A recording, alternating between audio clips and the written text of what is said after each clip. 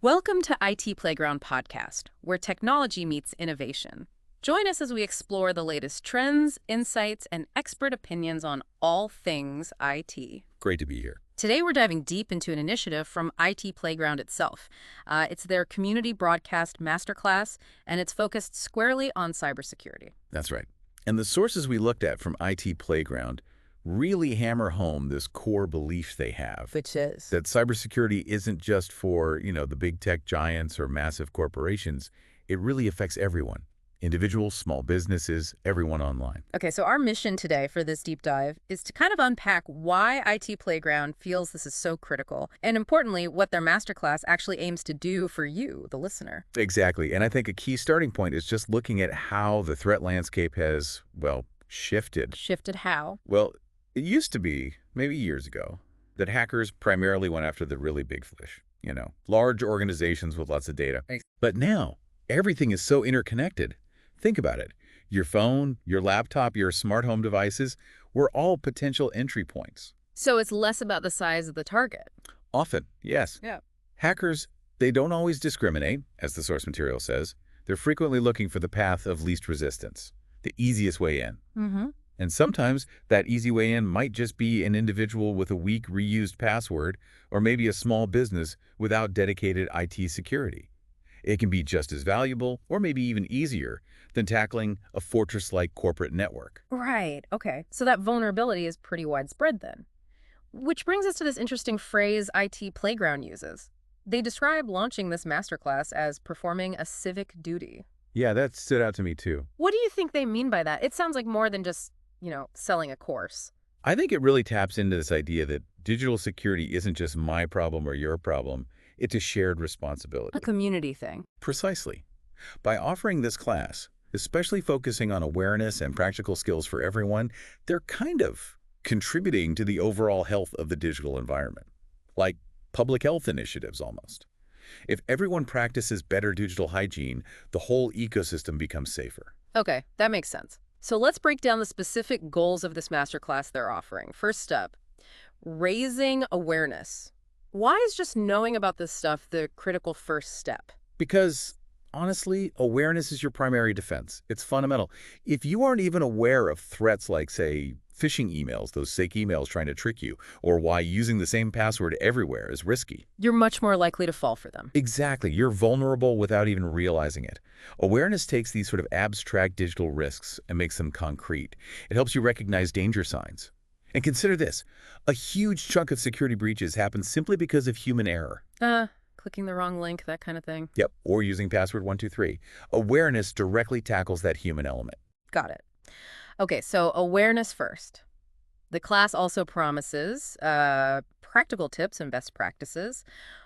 What kind of actual advice are we likely talking about here, and why is that hands-on stuff maybe more valuable than just the theory? Well, theory is great. Understanding why is important. Yeah. But the real power comes from knowing what to do. Right. Actionable steps. Exactly. So instead of just knowing malware exists, you learn, maybe, how to spot a suspicious email attachment or the immediate steps you should take if you suspect your computer's been infected. Okay. It's up giving you practical tools.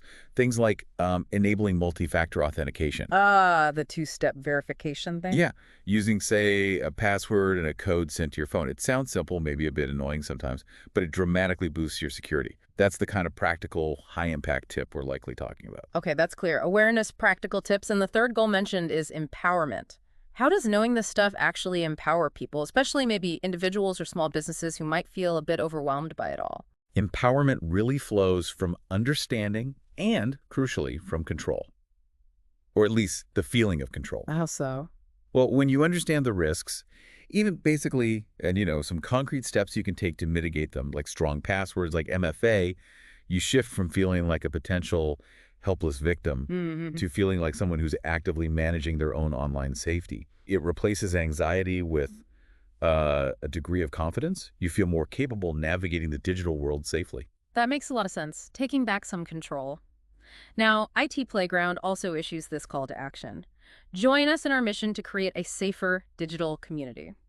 We touched on the community idea with civic duty, but why emphasize community specifically when tackling cybersecurity? Because, as we said, we're all interconnected online. Like it or not, a vulnerability in one person's setup or one small company's network can potentially create an opening that affects others. Think about supply chains or even just shared online platforms. A weak link can break the chain. You got it. So by working together, by sharing information about threats maybe, and just collectively lifting our game, our basic security practices, Mhm. we build a more resilient digital society for everyone involved. It's a collective effort. Thinking bigger picture now, Mhm. how does this focus on cybersecurity, this foundational stuff, actually help or, support broader technological progress and innovation?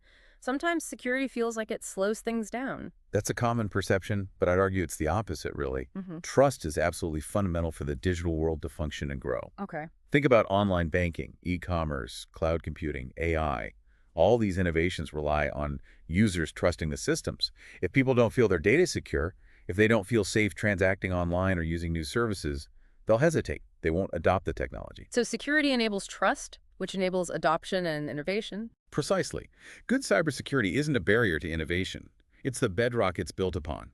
It provides that essential foundation of trust that allows us to confidently embrace and develop new digital possibilities. It really can't be an afterthought. Really interesting perspective. Okay, so wrapping this up. For you, the listener, hearing about IT Playground's push to empower everyone with this knowledge, what's maybe one simple, immediate first step you could take a day to enhance your own digital safety or maybe your small business's safety? Honestly, one of the most impactful things, and something you can do right now, is tackle your passwords. Passwords again, they seem simple but crucial. They really are. Take, say, 15, 20 minutes, go through your most important accounts, email, banking, social media, and make sure each one has a long, strong, unique password. Don't reuse them. Unique is key, isn't it? Absolutely. And maybe look into using a password manager. They help create and store complex passwords securely. It's a straightforward action, but it significantly reduces your risk exposure almost immediately. A great starting point. Excellent advice. A small investment of time for a big security boost. Definitely. Thanks for tuning in to IT Playground Podcast. Join us next time for more tech talk, insights, and innovation. Don't forget to subscribe and follow us for more.